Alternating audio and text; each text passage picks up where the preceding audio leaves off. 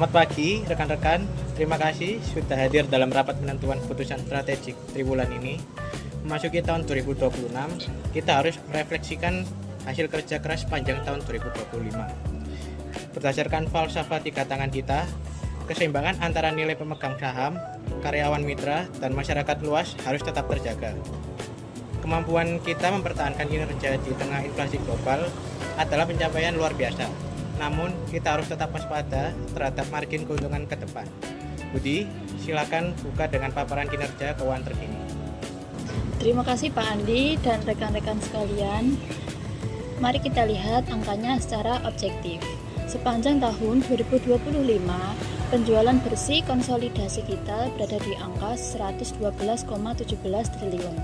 Sedikit turun dibandingkan tahun 2024 yang mencapai 117,88 triliun. Namun ada berita positif. Berkat inisiatif penyesuaian harga strategi, laba kotor kita justru meningkat 11,2% menjadi 20,61 triliun. Laba bersih kita berhasil dijaga stabil di kisaran 6,6 triliun. Likuiditas kita aman dengan current ratio 1,76. Tetapi kita tidak boleh lengah karena daya beli konsumen domestik sedang tertahan oleh tekanan biaya hidup dan struktur bea cukai.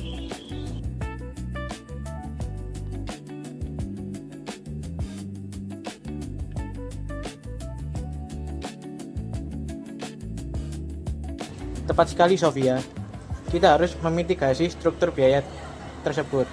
Talita, bagaimana detail kondisi volume pengiriman di lapangan? Sektor mana yang mengalami tekanan terbesar akibat pelemahan daya beli ini? Berdasarkan data operasional kita, tahun 2025 total volume pengiriman kita berada di angka 79,4 miliar batang. Turun moderat sebesar 1,8% secara tahunan.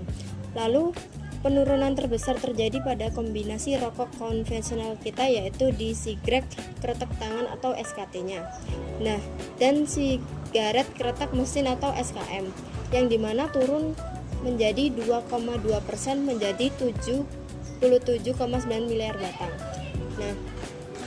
Penyebab utamanya sendiri adalah fenomena downtrading, di mana konsumen itu berpindah ke produk dengan harga yang lebih murah di segmen tarif pajak rendah atau di bawah golongan 1. Seperti itu. Bagaimana dengan ancaman peredaran rokok ilegal? Ini isu yang sangat mengkhawatirkan bagi industri kita.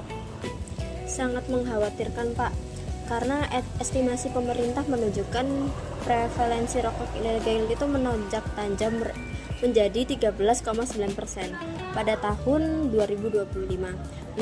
Pada tahun 2023 masih di angka 6,9%, di mana lonjakan 2 kali lipat ini jelas menggerus volume penjualan legal kita. Untungnya sepanjang tahun 2025 Direktorat Jenderal Bea dan Cukai bertindak agresif, di mana melakukan penindakan dan paling melegalkan untuk pemerintah memutuskan pertahanan tarif cukai di tingkat yang sama. Untuk tahun 2026 ini memberikan ruang nafas yang strategis yang luar biasa bagi kita.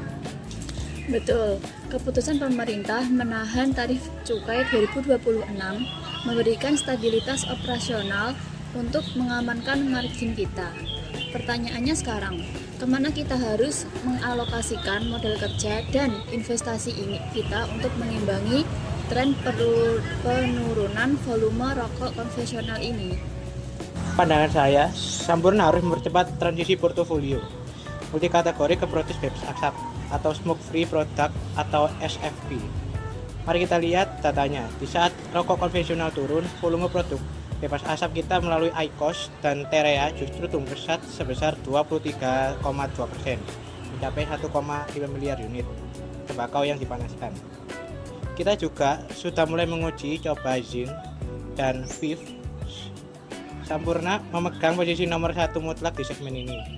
Masa depan Sampurna adalah bebas asap, namun kita tidak boleh melupakan akar sejarah kita.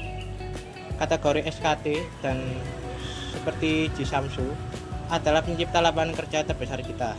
Kita bahkan menambah 7 fasilitas SKT baru dalam 2 tahun terakhir. Kita bahkan memperkerjakan ribuan karyawan baru. Kita harus merumuskan strategi penyeimbang ganda. Dari sisi anggaran, realisasi pengeluaran barang modal atau CAPEX kita di 2025 adalah 0,8 triliun. Mayoritas untuk pemeliharaan rutin. Untuk mendukung strategi penyeimbangan ganda Pak Andi, saya mengusulkan rencana investasi strategi jangka panjang. Kita percepat sisa penanaman modal sebesar 330 juta untuk optimalisasi pabrik produk bebas asap di Karawang.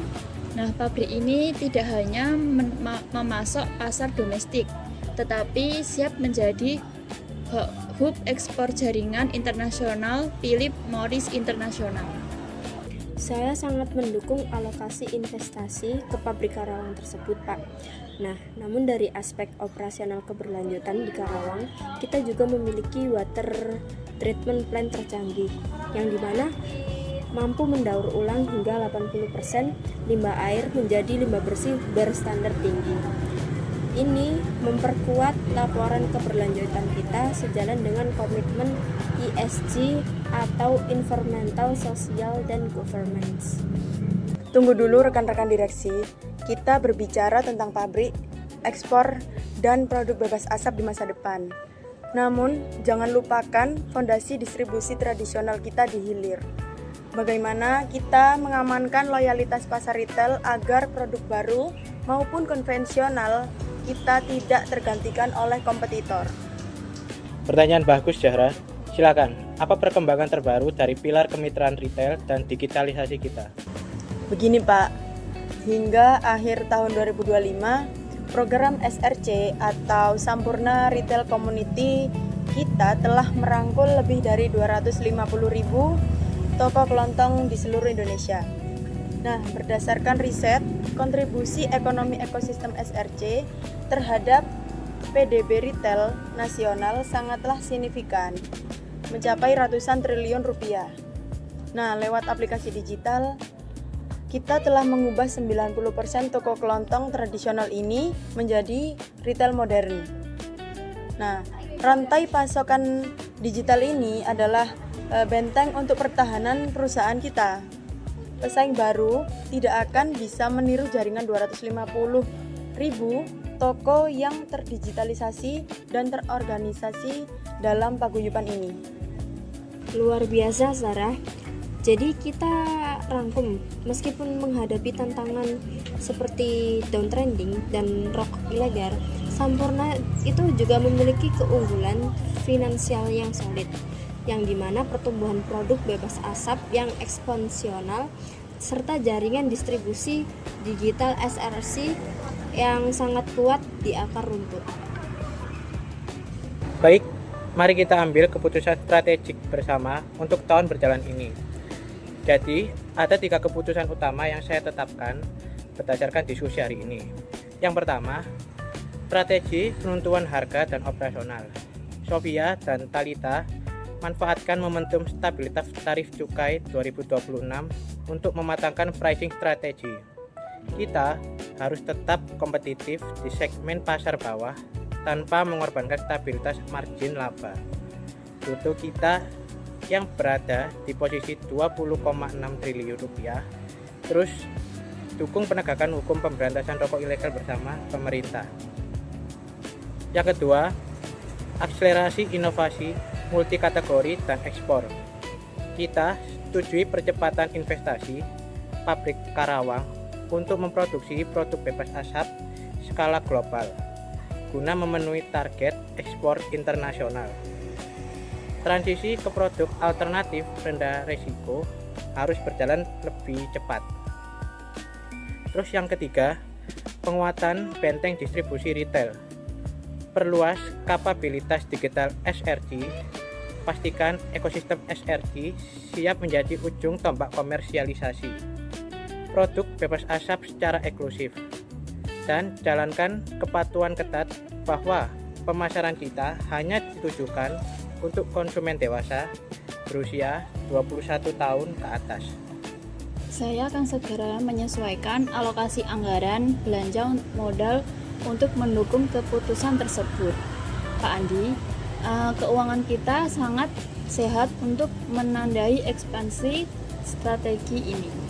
Lalu, tim operasi siap mengawal transisi ini dengan tetap menjaga efisiensi produksi di 9 fasilitas manufaktur kita.